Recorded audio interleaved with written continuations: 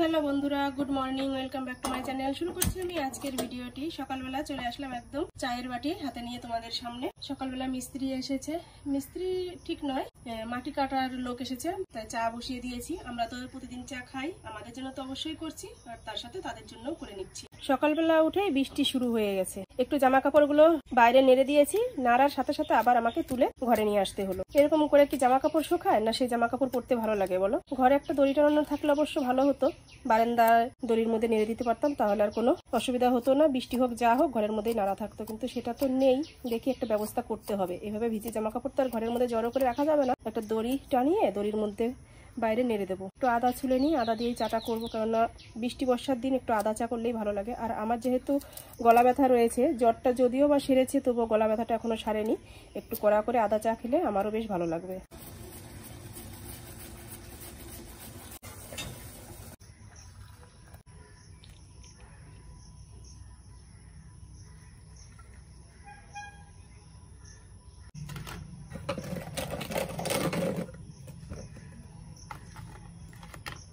চা নিয়ে যাও। তোমারটা চিনি ছাড়া, আমারটা চিনি দিয়ে করা।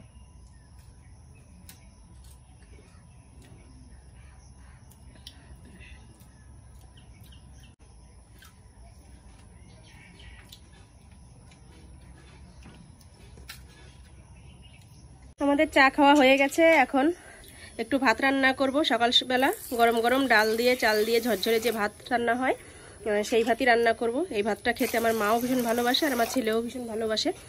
ভাত করব হচ্ছে কালার ডাল দিয়ে।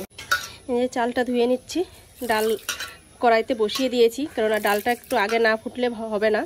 চাল তো তাড়াতাড়ি ফুটে যাবে আর ডাল তাহলে শক্ত থাকবে, তাই ডালটা সিদ্ধ হচ্ছে আর আমি এখন চালটা ধুয়ে দিয়ে দেবো। আর ভাতটা রান্না করছি কড়াইতে করে।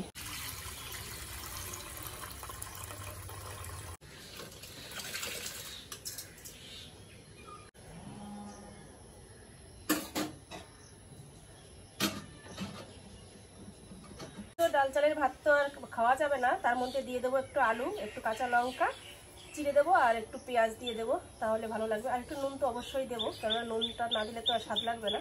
এই যে আমি আলুটা কুচিয়ে নেব, তারপরে ভাতের মধ্যে দিয়ে দেবো। এদিকে তো চাল আর ডাল একসাথে ফুটছে।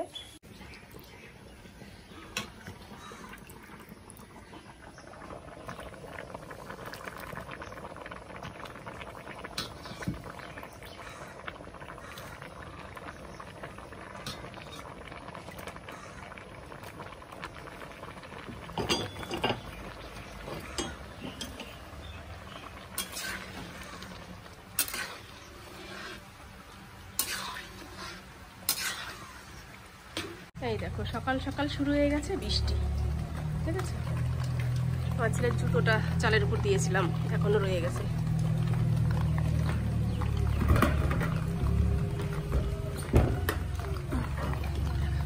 কালকে ধুয়ে দিয়েছিল, কালকে তো শুকায়নি, আজকে দিয়েছে, আজকে ওই যে আবার এখন আবার ভিজে গেল। কোথায় রেখেছি আর একটা?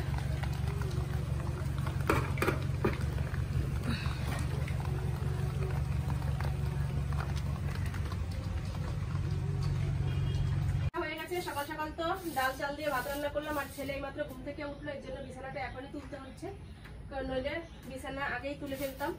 আর এখন বাজে সকাল 9টা। ছেলে এখন স্নান করবে, তারপরে খাবে, সে স্কুলে যাবে। সব কাজকর্ম সেরে নিয়েছি, শুধু বিছানা তোলাটাই বাকি ছিল, এটা এখন এসে করে নিলাম। সব কাজকর্ম কমপ্লিট। আমিও একটু ভাত খাবো, খেয়ে ঠেয়ে তারপরে ওষুধ খাবো, তারপর তো দুপুরে রান্নাবাড়ি করবো। কি করবো তোমরা দেখতে থাকো ভিডিওটা, তাহলে জানতে পারবে কি রান্না করবো না করবো। দেখো এইটুকু বিছানা তুলেছি, তাই দেখো ঘেমে গেছি। ভাত বেড়ে নিচ্ছি তাহলে। আর দেখো তোমাদের সাথে কথা বলতে বলতে না আমি কাঁচা লঙ্কা সিদ্ধ দিতেই ভুলে গেছি। এই ভাতের মধ্যে একটু লঙ্কা সিদ্ধ দিলে ঝাল ঝাল করে বেশ ডলে ডলে খাওয়া যেত, কিন্তু সেটা যেহেতু দেওয়া হয়নি, ভুলে গেছি। আর কি বলবো, তোমাদের কথা বললাম বলে তোমরা আবার মনে করো না যে তোমাদের নামে দোষ দিচ্ছি, সেটা নয়। মানে কথা বলেছি আর মনে ছিল না লঙ্কা দেওয়ার কথা। তাই এই যে এই সাইডে শুকনো লঙ্কা ভেজে নিচ্ছি। শুকনো লঙ্কা দিয়েও কিন্তু খেতে বেশ ভালো লাগে। আর এই যে ভাতটা বেড়ে নিচ্ছি, একটু ঠান্ডা হবে।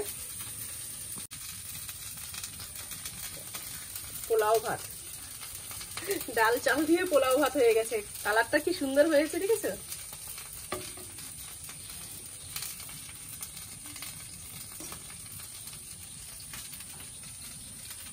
ভাত নিয়ে বসে পড়েছি, ছেলের জন্য আর আমার জন্য দুজনে নিয়ে নিলাম। আরও তো কড়াইয়ে রয়েছে, সবাই খাবে।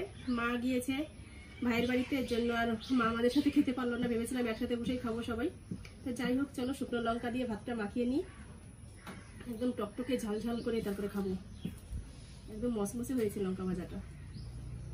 আর এতক্ষণ বসেছিলাম, ছেলে স্নান করতে গিয়েছিল, স্নান করে আসলো, তারপরে যে এখন খাওয়া দাওয়া করবো। এবার তুইও খেয়ে নে, দেরিও যাবে না। দারুণ সুন্দর। তেল দিয়ে নিতে হবে। তেল দিয়েছি তো এর মধ্যে, ভাতের মধ্যে দিয়ে দিয়েছিলাম তেল। তেল, নুন, হলুদ সবই দিয়েছিলাম, শুধু লঙ্কাটা দিতে ভুলে গেছিলাম। খাওয়া দাওয়া হয়ে গেছে আমাদের, আর ছেলে স্কুলেও চলে গেছে। আর আমি এখন একটু বসলাম এখানে, এই যে ওষুধ নিয়ে নিয়েছি, ওষুধটা খাবো এখন। ওষুধ খেতে ভীষণ ভয় করে, কিছু করার নেই, তবুও খেতে হবে, না খেলে তো সুস্থও হব না।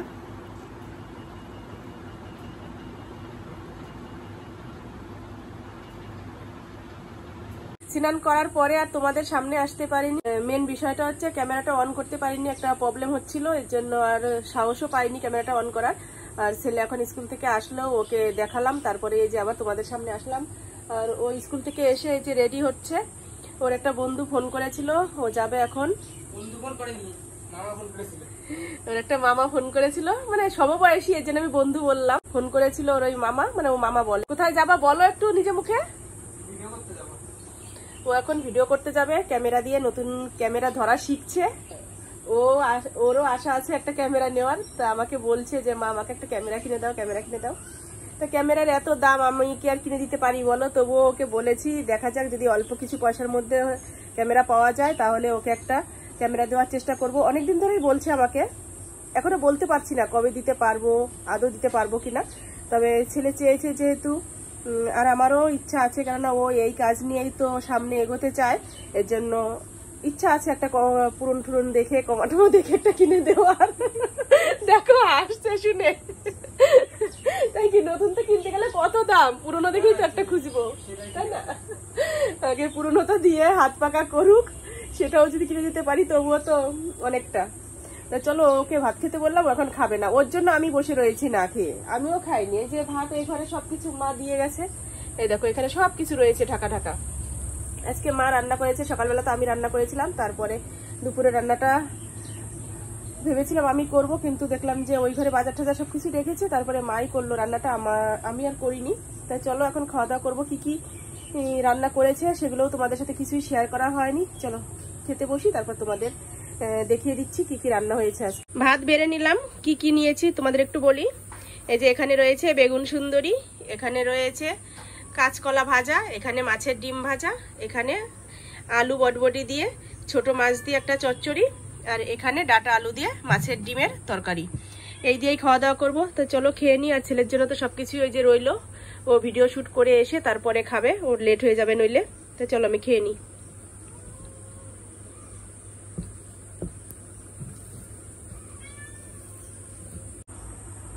সন্ধ্যার সময় দেখো নাইটি পরা অবস্থায়, অথচ ঠোঁটে লিপস্টিক নিয়ে চলে আসলাম তোমাদের সামনে।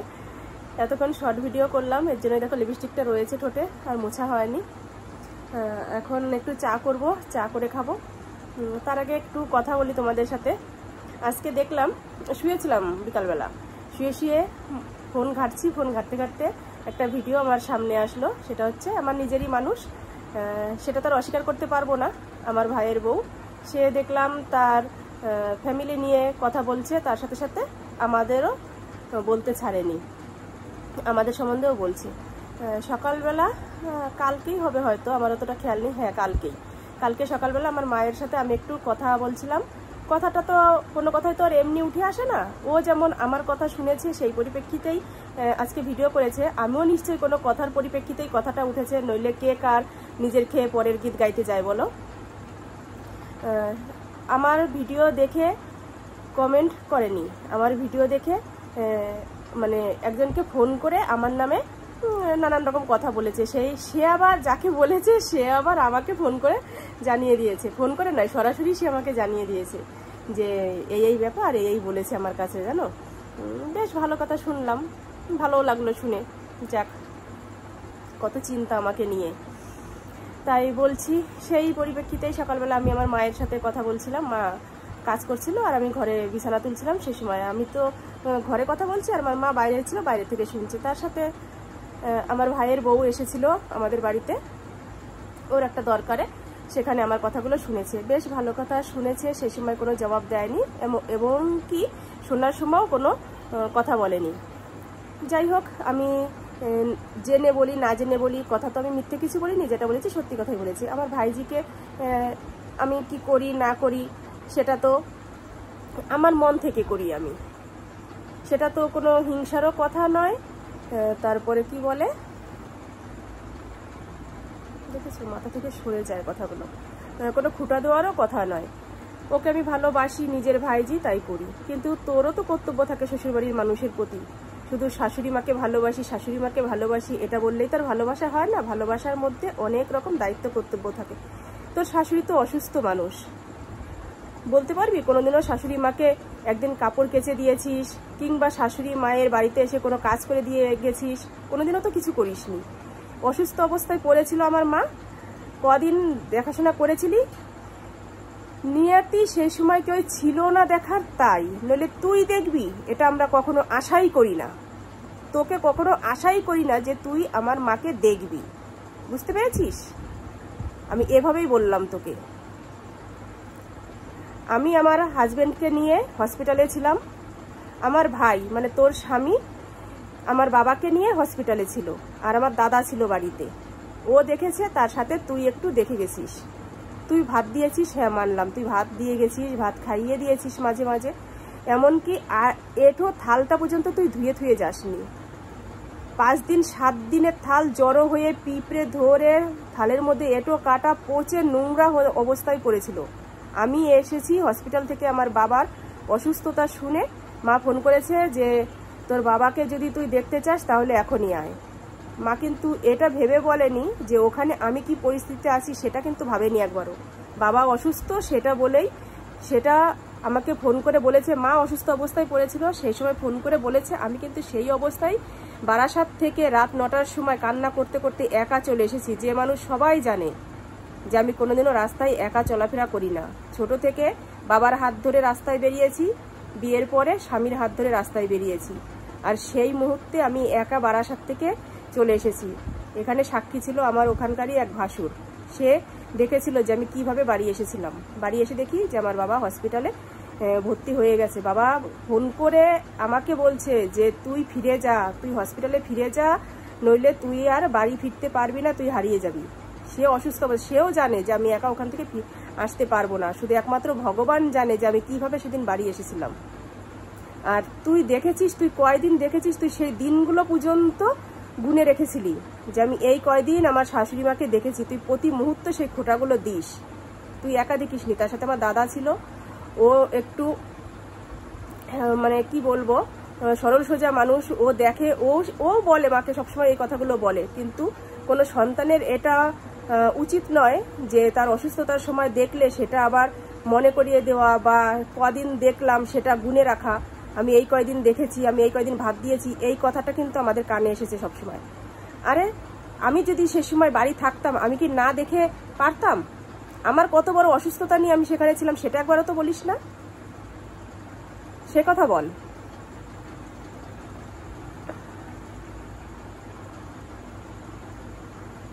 আর তোর মেয়ের কথা বলিস, তোর মেয়ে যে সময় হয় সে সময় আমার স্বামী মারা গেছে কয় মাস হয়েছে বল? কয় মাস হয়েছে? কমেন্টে বলবি কয় মাস হয়েছে। সেই সুখী তাপি অবস্থায় আমি তখন লোকের বাড়ি কাজ করি। আর তুই কি বলতে চাচ্ছিস যে তখন তোর বাড়িতে আমি কাজ করব? কেন রে? তোর সুখের খবর, নতুন সদস্য বাড়িতে আসছে, আনন্দের খবর। তুই তো বিছনায় করা পঙ্গু নস যে তোর সেবা যত্ন করতে হবে। তুই বরঞ্চ একবারও এসে শুনিসনি যে দিদি কেমন আছিস, কি ভালো আছিস, কি খারাপ আছিস, চিন্তা করিস না, আমরা পাশে আছি। পয়সা করি দেওয়াটাই সবকিছু না। সেই মুহূর্তে বাবার বাড়ির মানুষের সাপোর্ট একান্ত প্রয়োজন ছিল আমার। শুধু আমার বাবা আমার দিকে হাত বাড়িয়ে দিয়েছিল, তাই আজ পর্যন্ত, আজকের দিন পর্যন্ত আমি আমার বাবার বাড়িতে দাঁড়িয়ে আছি। তুই কি করেছিস আমার জন্য? আমার ভাই আমার পাশে ছিল, কিন্তু তুই আমার ভাইকে সরিয়ে নিয়েছিস। আজকে আমার ভাইও আমার সাথে কথা বলে না, বিশেষ প্রয়োজন ছাড়া। যদি ওর সাথে আমি কথা বলি তো বলে, আর বিশেষ প্রয়োজন হলেই আমার সাথে কথা বলে, তাছাড়া ও আমার সাথে এখন তেমন কথা বলে না। আমাদের ভাই বোনের সম্পর্কটা একদম মানে কি বলবো, এতটাই ভালো ছিল। কিন্তু তোকে বিয়ে করার পরে, হ্যাঁ আমি এ কথাই বলছি, তুই তো সবসময় বলিস যে আমার জন্য তুই শ্বশুর বাড়িতে মিলতে পারিস না, থাকতে পারিস না। কেন? আমি কি আমার বিয়ের পরে বাবার বাড়িতে এসে পড়ে থাকি? পড়েছিলাম? এই যে আমার 16 বছর বিয়ে হয়েছে, 16 বছর ধরে কি পড়েছিলাম এখানে? তুই থাকতে পারিসনি কেন, আসতে পারিসনি কেন? নিজের ফল খোঁজ, নিজের কোন ভুলের কারণে তুই থাকতে পারিস না তোর শ্বশুর বাড়িতে? শ্বশুর বাড়িতে থাকতে পারিস নাই বা বলিস কি করে? শ্বশুরের জায়গায় ঘর করে রয়েছি, শ্বশুর জায়গা লিখে দিয়েছে, তারপরে আবার কি করে বলিস যে শ্বশুর বাড়ির সাথে মিলে থাকতে পারিস না? আসিস না কেন শ্বশুর বাড়িতে? শ্বশুর বাড়িতে এসে শ্বশুর বাড়ির দায়িত্ব কর্তব্য পালন কর। শ্বশুরের দেখাশোনা কর, ভাসুরের দেখাশোনা কর, শাশুড়ির দেখাশোনা কর। ননদ তো এসে পড়ে থাকার জন্য এখানে আশা করেনি।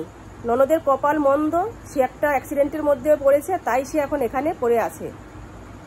আর তুই কি বলতে চাচ্ছিস যে তুই এখানে থাকলে আমি বলেছিলাম যে আমি এ বাড়িতে কোনোদিনও আসবো না, এটাই তো চাস তুই, তাই না? যে আমি যেন এ বাড়িতে না থাকি। কিন্তু সেগুড়ে বালি, বুঝেছিস? তোর জন্য আমি আমার বাবার বাড়িতে থাকা আসা বন্ধ করে দেবো?